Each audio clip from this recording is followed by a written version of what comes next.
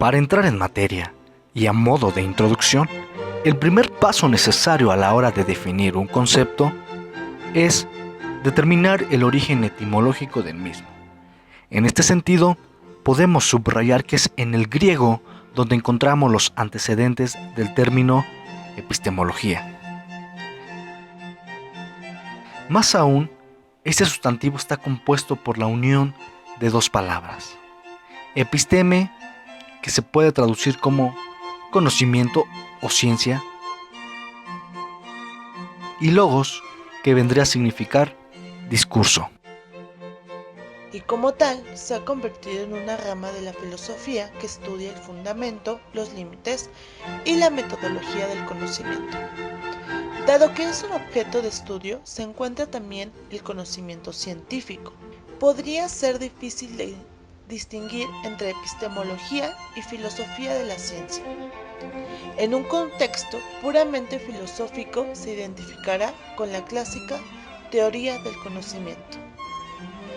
Pero empecemos a ver los autores que empezaron a retomar la epistemología a lo largo de la historia y veámoslo por los diferentes periodos que se presentan.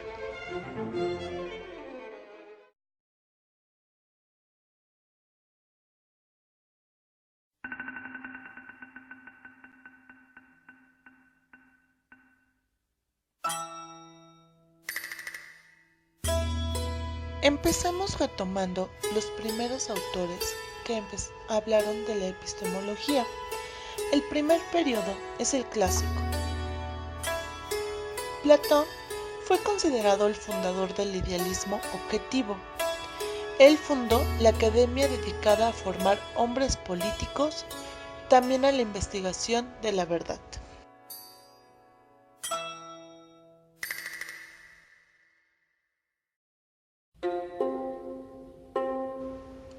El siguiente autor es Russell. Él dijo que el universo es un conjunto de cosas aisladas, que el mundo es una constitución de hechos y el lenguaje es una constitución de hechos que expresan los hechos de la realidad. Vámonos con Friedrich Hegel. El idealismo alcanzó su punto máximo. Él replanteó la dialéctica de los griegos con las características de que su protagonismo no es el hombre, sino el espíritu absoluto, o idea que pasa por tres fases: tesis, antítesis y síntesis. Él rechaza la idea de la incognoscibilidad de toda realidad. Afirma que toda realidad, esencia, fenómeno, es absolutamente conocida. El siguiente es Kant. Él nos dice que los temas fundamentales son los que se enfrentó él mismo, que fueron el conocimiento, la ciencia y la moral. Seguimos con Comte. Él nos decía que su sistema se compone de tres grandes teorías: la teoría de los estados, estado teológico, metafísico y positivo, y la teoría de la clasificación de las ciencias.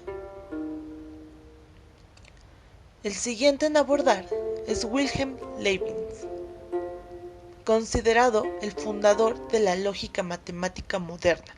Él perfeccionó la lógica aristotélica para demostrar verdades y no para encontrarla. Distinguió dos tipos de verdades: la verdad de hecho, que proviene de la facultad práctica y debe ser confirmada por la experiencia, y la verdad racional, metafísica, que proviene de la razón.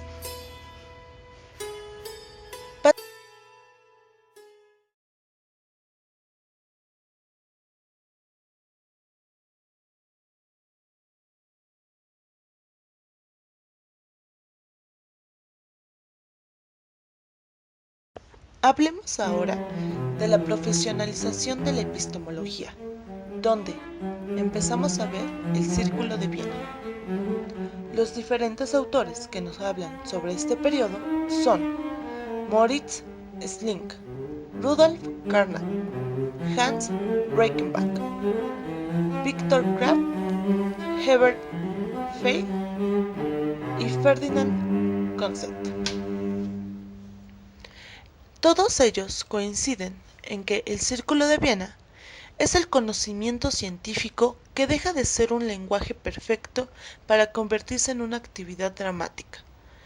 El mito de la presunta superioridad objetiva de la ciencia se viene abajo, al quedar de manifiesto la inserción de la elección en la práctica científica cotidiana. El siguiente periodo es el escolástico, donde empezamos con Escoto, quien nos niega la distinción entre las potencias y las sustancias del alma, pero admite la posibilidad de la materia informe.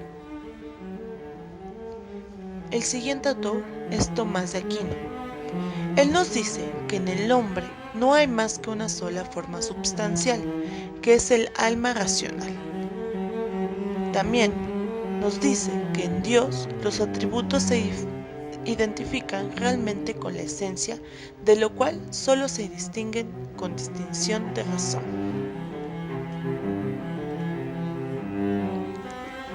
El siguiente periodo habla de la filosofía exacta. Empezamos con el autor Mario Bunge, quien es fundador de la Sociedad para la Filosofía Exacta, que procura emplear conceptos exactos.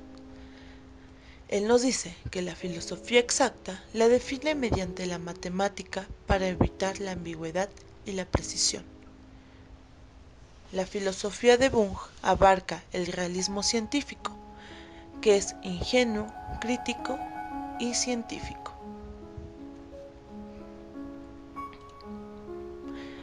El siguiente periodo es la filosofía lingüística y artificial.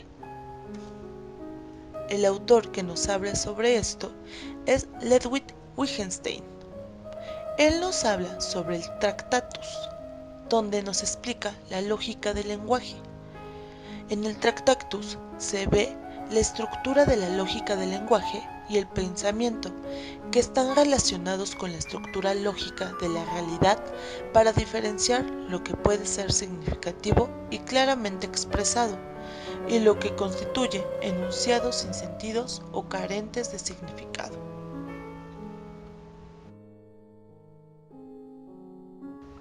El siguiente periodo es el contemporáneo, donde el autor Carl Gustav Hempel, quien es exponente de la evolución del neopositivismo, nos dice que extendió su reflexión en el campo del lenguaje desde las cuestiones formales a las relacionadas con la significatividad.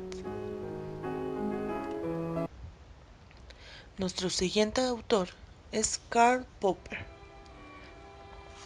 Él nos dice que la base del control empírico de la ciencia es la posibilidad de falsar las hipótesis en un producto abierto que conduciría a la verdad científica.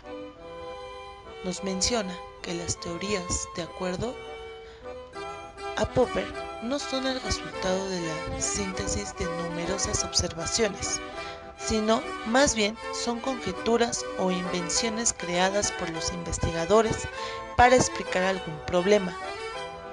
Si una hipótesis no es falsable, no tiene lugar en la ciencia.